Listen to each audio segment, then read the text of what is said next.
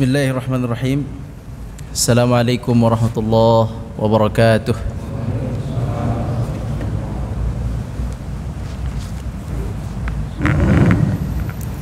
Alhamdulillahi rabbil alamin. Wassalatu wassalamu ala asyrafil anbiya'i wal mursalin wa ala alihi wa ashabihi ajma'in. Allahumma la ilma lana illa ma 'allamtana innaka antal alimul hakim. Allahumma ighfir lana washfi mardana warham mautana ya rabbal alamin. Kaum muslimin yang dirahmati Allah Subhanahu wa taala, jamaah salat zuhur Masjid Al-Ihsan yang dirahmati Allah Subhanahu wa taala. Pertama, kita bersyukur kepada Allah hari ini kita bisa melaksanakan salat zuhur berjamaah juga di masjid. Semoga langkah kita ke masjid menjadi pengangkat derajat dan penghapus dosa sebagaimana sabda Nabi sallallahu alaihi wasallam. Dan juga semoga salat yang kita laksanakan diterima di sisi Allah Subhanahu wa taala dan juga sebagai penghapus dosa-dosa kita sebagaimana disampaikan oleh Nabi sallallahu alaihi wasallam, antara salat dengan salat adalah penghapusan dosa. Semoga dengan salat zuhur tadi dosa-dosa kita di antara subuh sampai zuhur tadi dihapus oleh Allah Subhanahu wa taala. Kemudian kita sampaikan salawat dan salam kepada Nabi kita, Nabi besar Muhammad sallallahu alaihi wasallam beserta keluarga beliau, para sahabat dan seluruh umat yang mengikuti jejak langkah beliau. Allahumma salli wa sallim wa barik alaihi. Semoga kita termasuk yang mendapatkan syafaat Nabi kita, Nabi besar Muhammad sallallahu alaihi wasallam. Kaum muslimin yang dirahmati Allah Subhanahu wa taala, wabil khusus para asatidz di masjid ini, juga para imam yang dirahmati Allah Subhanahu wa taala. Hari ini insyaallah masih perkenalan atau pengenalan. Jadi belum masuk materi, masih kita muqaddimah. Mungkin teman-teman sekalian atau kaum muslimin sekalian di sini masih belum kenal ya dengan ana, jadi mungkin canggung ya. Mungkin ana juga canggung sama antum. Kajian kita ini nanti adalah tentang tafsir atau tadabbur, yakni memahami Al-Qur'an ayat per ayat insyaallah taala, dan dimulai dari surat yang paling ringan dan yang paling dekat dengan kita. Surat yang paling dekat dengan kita itu surat apa? Al-Fatihah. Ya, surat Al-Fatihah. Jadi kita akan menggunakan metode diskusi atau metode tanya jawab. Ana tanya, antum jawab. Kalau antum punya catatan silakan dicatat. Kalau punya note di dalam HP juga dicatat. Mudah-mudahan ada bukunya nanti. Kalau udah ada ya Satya. InsyaAllah ntar anak komunikasikan sama Ustadz. Jadi gini, anak kenalkan dulu, nama anak Rahmat Hidayat. Anak ini kesini alhamdulillah. Sebelumnya orang tua anak namanya Ustadz Rizal Lubis. Itu kenal dengan Ustadz Alit ya. Beliau meninggal. Beliau ada kajian rutin di sini dulu.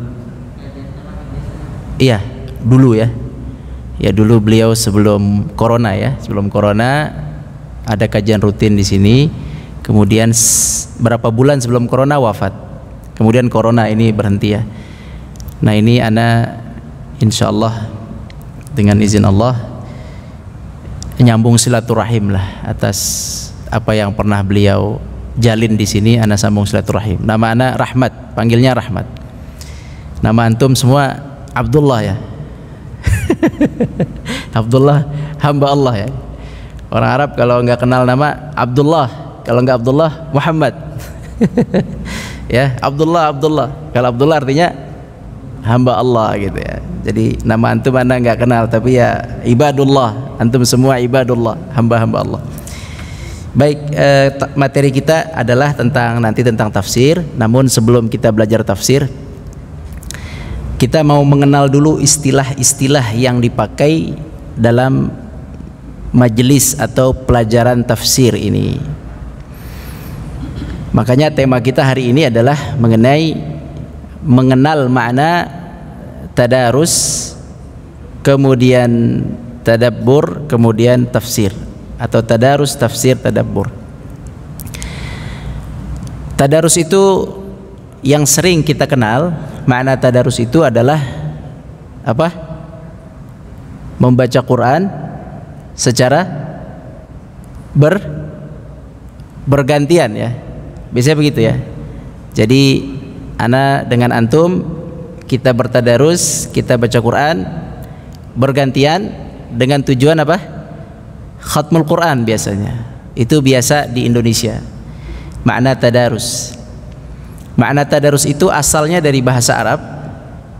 Tadarus dari bahasa Arab yakni tadarasa ya tadarusu tadarusi. Kemudian diserap ke dalam bahasa Indonesia, kemudian diamalkan dalam sebuah bentuk halaqah, yaitu lingkaran mengaji bergantian. Itu tadarus. Sebenarnya kata itu ada di dalam hadis. Nah, itu ya, kata tadarus ada di dalam hadis. Yaitu dalam hadis Muslim dari Abu Hurairah radhiyallahu anhu, Rasulullah sallallahu alaihi wasallam bersabda, "Majtama'a qaumun fi baitin min buyutillahi yatluna kitaballahi wa yatadarasunahu bainahum," atau fima bainahum dalam riwayat lain, "illa nazalat alaihimus sakinata wa ghasyiyatuhumur rahmah wa haffathumul malaikah wa dzakarahumullahu fiman indah." Ini dari sini makna tadarus itu.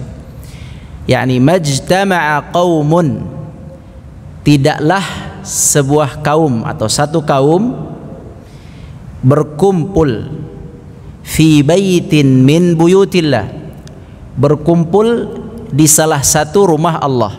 Apa rumah Allah itu? Rumah Allah apa? Masjid.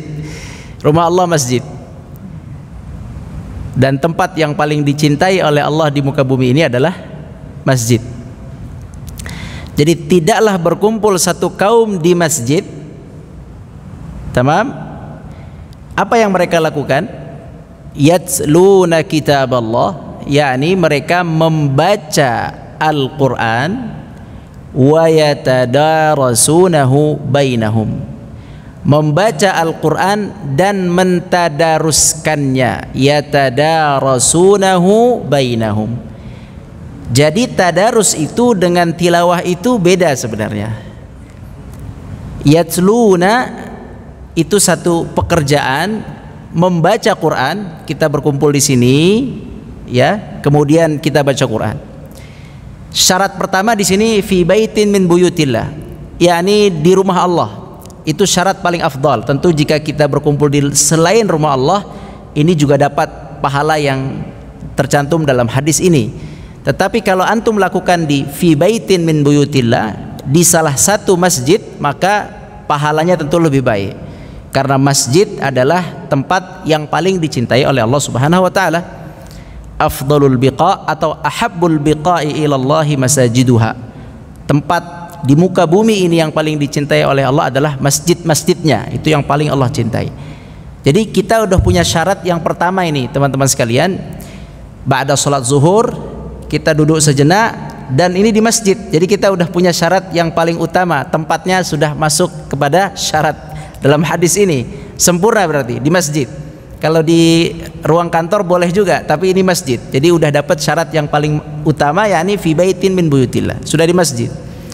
Kemudian yang kedua, syaratnya untuk mendapatkan pahala yang nanti disebutkan ya. Yang kedua syaratnya adalah yatsluna kitaballah. Ada di situ membaca Al-Qur'an. Ada tilawah yang ditilawahkan di situ, ayat-ayat Al-Qur'an. Baik satu ayat atau dua ayat, yang penting ada ayat yang dibacakan di situ. Itu syarat yang kedua. Kemudian baru yang ketiga, wa yatadarasunahu. Baru ada proses tadarus. Nah, apa tadarus ini? Selama ini tadarus adalah baca Quran itu sendiri. Nah, ternyata makna tadarus itu, tadarus adalah saling mempelajari, memberi dan menerima.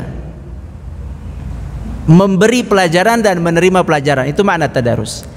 Ada yang memberi dan ada yang menerima.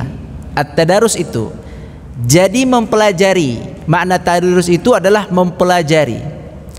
Wa yatadarasunahu, mempelajari makna dari kitabullah tadi, makna dari ayat Al-Qur'an tadi. Jadi tadarus itu adalah proses mempelajari ayat, itu maknanya tadarus.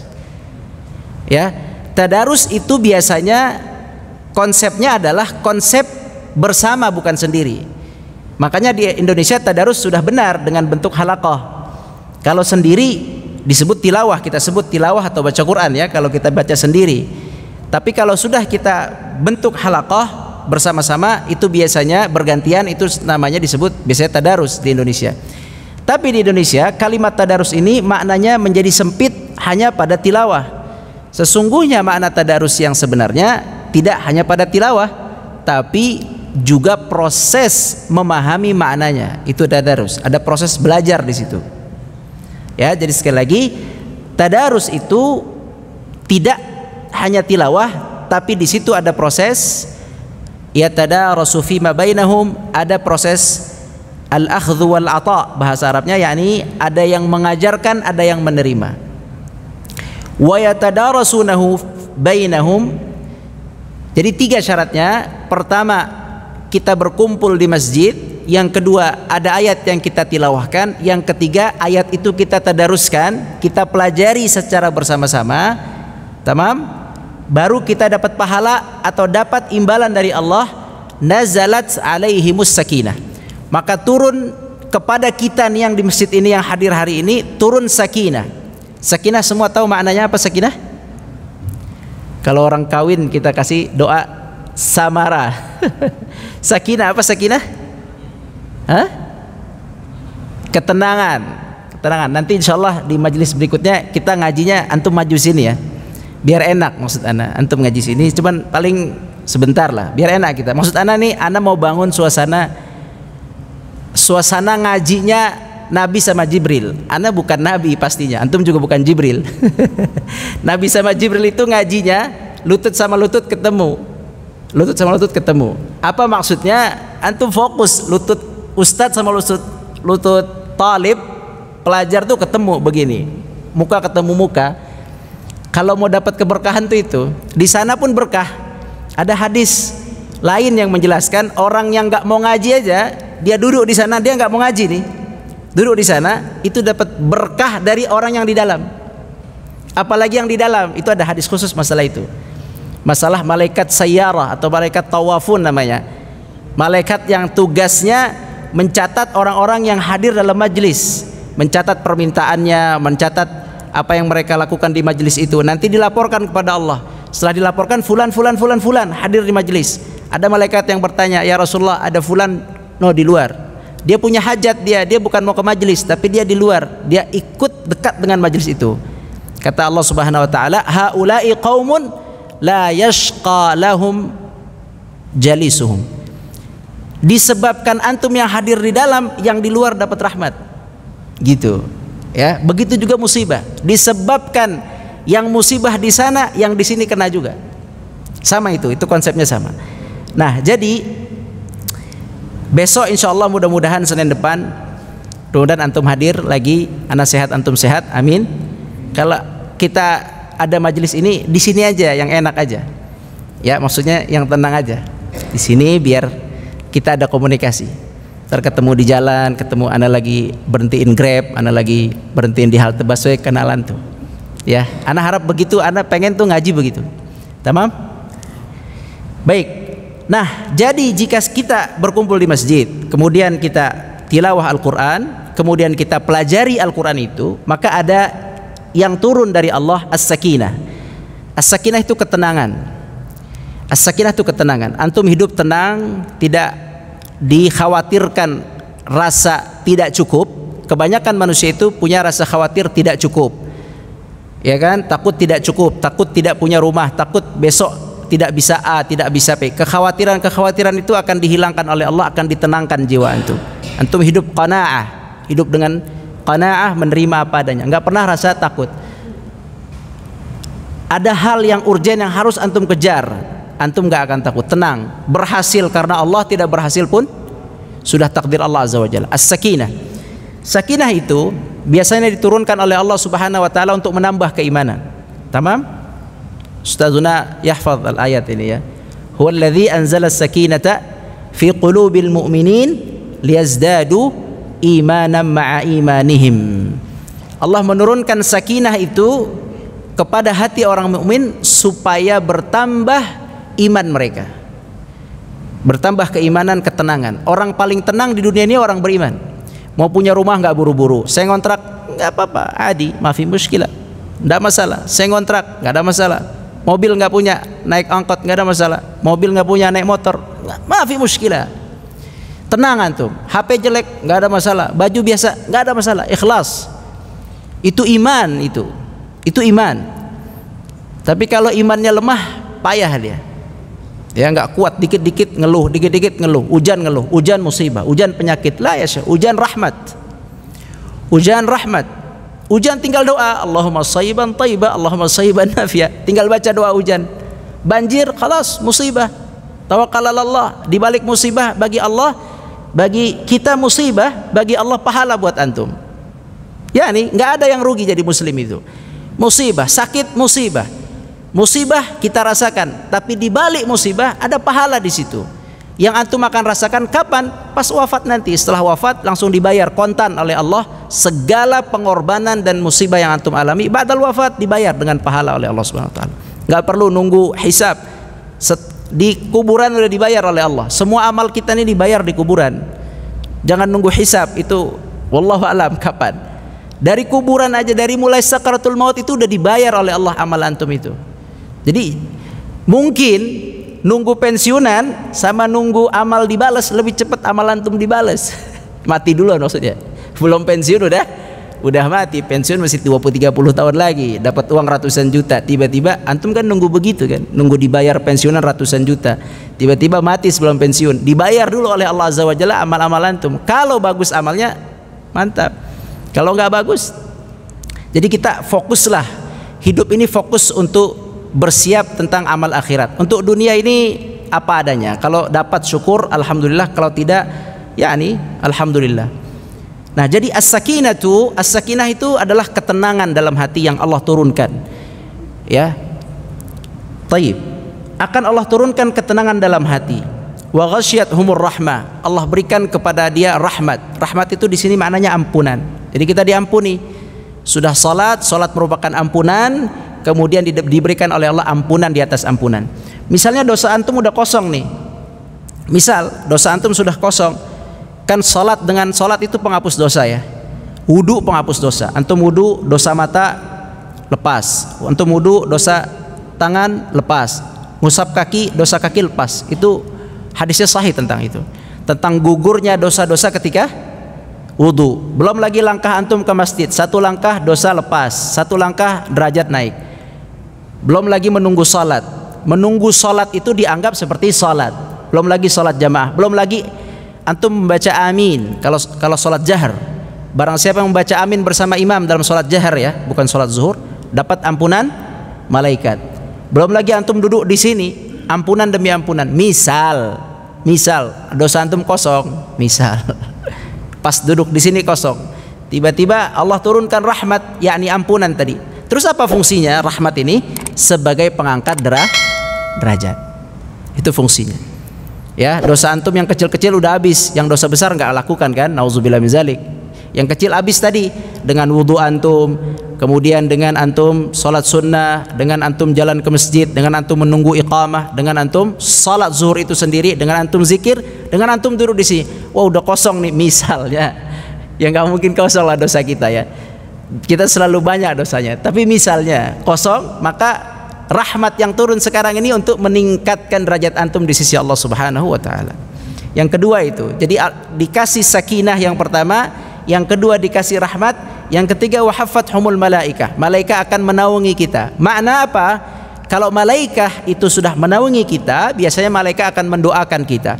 Jika malaikat sudah mendoakan, itu makbul 100%. Doa yang pasti dimakbul itu doa malaikat. Itu sudah pasti makbul. Doa Nabi makbul, tapi ada juga permintaan Nabi yang tidak dikabulkan oleh Allah Azza wa Jalla. Tapi kalau sudah malaikat, makbul 100%. Nah, jika antum sudah dihafat, sudah diliputi oleh malaikat, dilindungi, diliputi, itu sudah Masya Allah sebuah kenikmatan dalam hidup antum. Tenang, dapat rahmat, kemudian malaikat naungi, wa dzakarahumullahu fiman indah. Ini lebih hebat lagi. Yang keempat, wa dzakarahumullah, Allah akan menyebut nama antum satu-satu di hadapan malaikat di sana. Dan ini yang paling indah tuh ini. Pahalanya itu. Yakni apa? Allah jika suka, dalam sebuah hadis, jika Allah suka kepada hamba, Allah suka kepada antum nih, fulan fulan fulan, disebut fulan fulan fulan fulan, Allah akan memanggil Jibril, wahai Jibril, inni uhibbu fulanan fa'ahibbah. Wahai Jibril, saya cinta kepada fulan, pada bapak fulan, bapak fulan, bapak fulan, ini saya cinta kepada mereka, tolong cintai mereka wahai Jibril. Nanti Jibril kan mencintai mereka. Jibril mencintai orang-orang yang ada di masjid ini, dan dimanapun yang sedang mengikuti majlis atau pernah mengikuti majlis, Allah akan sebut mereka, Allah akan cintai mereka, dan Jibril disuruh mencintai mereka. Kemudian Jibril sebagai pimpinan malaikat akan berkata kepada seluruh malaikat di langit, wahai para malaikat, innallaha ahabba fulanan fa'ahibbuh. Wahai malaikat, sesungguhnya Allah mencintai fulan, maka cintailah fulan. Makanya ruh kita nanti, ketika ruh kita naik ke atas, kan ketuk 7 langit ya. Silakan baca di hadis. Kita akan dibawa oleh malaikat ruh ke 7 pintu langit. Itu ditanya, man fulan. Kalau antum orang mukmin yang saleh, itu tahu sih penjaga langitnya itu. Fulan, tayyib, fulan masuk, fulan masuk. Kalau orang kafir nggak tahu itu, nggak tahu mereka itu. Si malaikatnya nggak tahu, fulan nggak kenal kami. Ditolak itu ntar, nggak bisa masuk. Tapi orang beriman itu namanya tercatat di sana. Dzakarahumullah fiman indah. Apalagi kalau antum sering duduk di majelis ilmu, apalagi majelis yang membahas ayat Al-Quran, itu udah paling mulia majelis itu. Nggak ada lagi majelis lebih mulia dari itu. Nggak ada, Syekh. Majelis pernikahan, majelis khitanan, majelis arisan, majelis reunian, majelis buka puasa bersama, nggak ada yang lebih afdal. Kajian fikih sama kajian tafsir lebih afdal. Fikih afdal karena dia untuk ibadah, tapi tafsir dia di atasnya karena ada khusus hadis mengenai itu. Dan ada hadis lain, Nabi SAW juga kebiasaan beliau seperti yang kita tahu, kalau di bulan Ramadan ya, dalam sebuah hadis dari Ibnu Abbas, bahwa Nabi SAW itu di setiap Ramadan, setiap malam, Nabi SAW menemui Jibril, kana yalqahu kulla lailatin min Ramadan. Setiap malam, kalau setiap malam kita Ramadan tidur, Nabi bertemu Jibril. Bagaimana caranya? Wallahu a'lam. Kulla lailatin fi Ramadan, dalam Bukhari ya, hadis Bukhari, setiap malam bertemu dengan Jibril, fayudarisuhul Quran. Jibril yudarisuhu, Jibril mengajarkan Nabi Al-Quran.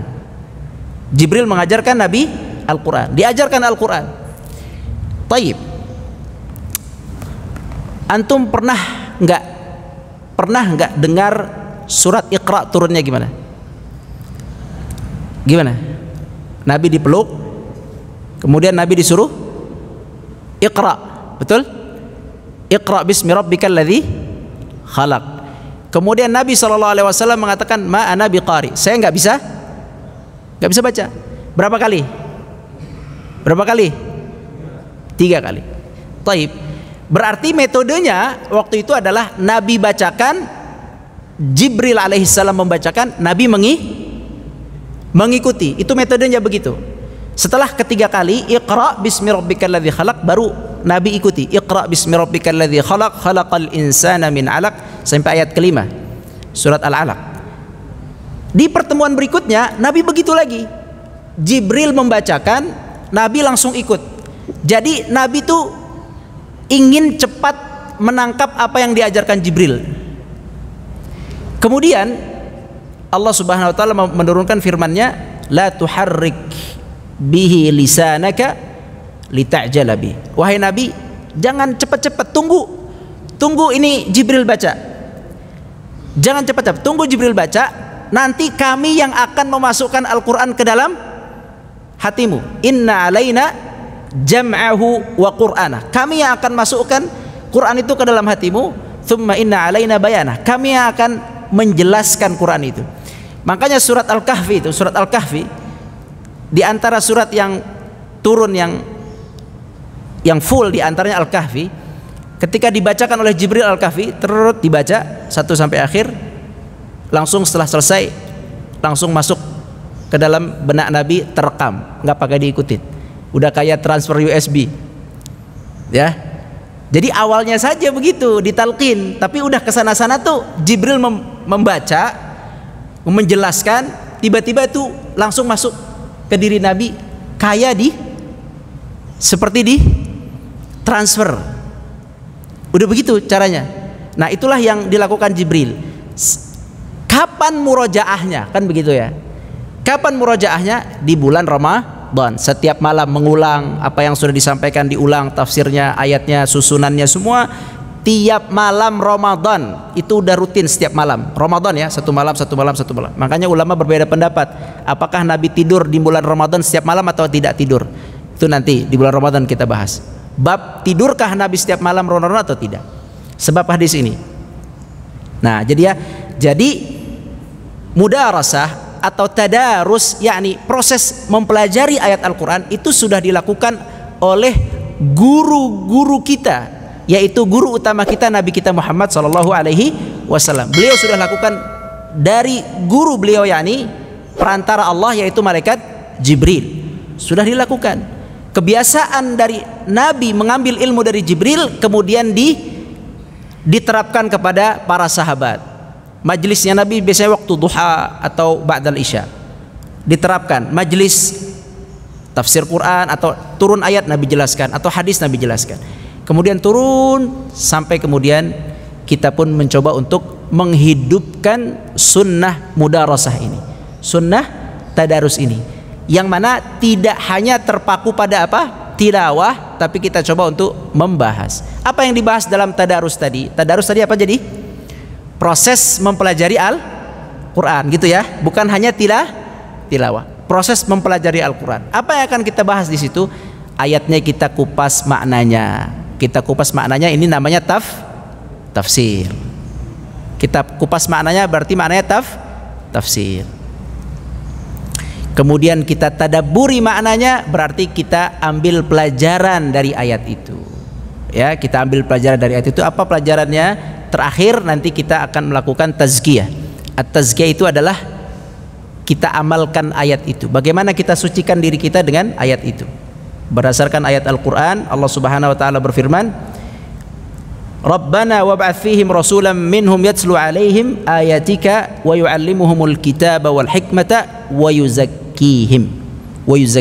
Yakni kita dengan Al-Quran ini kita berusaha untuk mentazkiyah, mensucikan diri kita. Ini bukan bab sufi ya, biasanya kalau tazkiyatun nafas sufi. Enggak, ini maksudnya ini tazkiyah di sini adalah mensucikan jiwa dengan ayat-ayat Al-Quran yang kita baca, bagaimana cara mengamalkannya. Insya Allah nanti ada modulnya, mudah-mudahan dimudahkan. Jadi itu saja dari ana muqaddimah. Yang pertama, tadarus artinya adalah mempelajari Al-Quran dari guru kemudian ke murid, bisa diskusi, tadarus. Kemudian tadabbur, tafsir itu adalah makna per ayat secara singkat bisa, panjang bisa, tapi nanti kita secara singkat saja. Kemudian ada tadabbur itu adalah merenungi, mengambil pelajaran dari ayat itu. Apa sih pelajarannya, kita petik. Terakhir nanti kita akan coba, setelah kita fahami maknanya, kita petik pelajarannya, kira-kira amal apa sih yang bisa kita lakukan dari ayat itu. Nah, itu yang kita mau lakukan dalam perjalanan kita ke depan dengan majelis kita di sini. Semoga bisa membentuk cara pandang antum, cara fikir antum, dan bisa diamalkan ini di rumah antum nanti sama anak-anak antum, insyaallah. Yang penting anak ngajak antum duduknya di sini. Ada bukunya, duduk di sini. Nanti antum bisa ngajarin minimal anak antum lah, insyaallah. Wallahu a'lam. Silakan Ustaz. Mungkin ada pertanyaan atau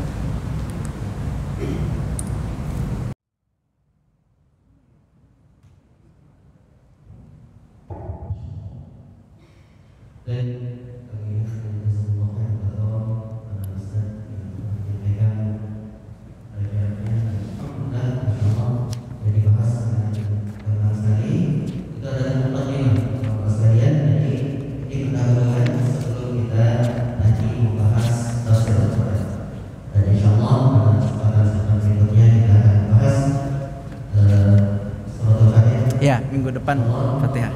Di sini depan kita akan membahas soal Fatihah. Bagaimana tafsirnya, dan mudah-mudahan kita mengasihi sholat kita tambah khusyuk, tambah khusyuk. Amin, amin. Kepada Allah Subhanahu Wa Taala ketika kita mempelajari tafsir dan kita bisa merenungi semua apa yang ada di dalamnya. Warahmatullahi wabarakatuh. Terima kasih kepada Bapak sekalian yang telah menghadiri kajian kita pada kesempatan ini. Mudah-mudahan Allah Subhanahu Wa Taala memberi kita semua. Amin. Assalamualaikum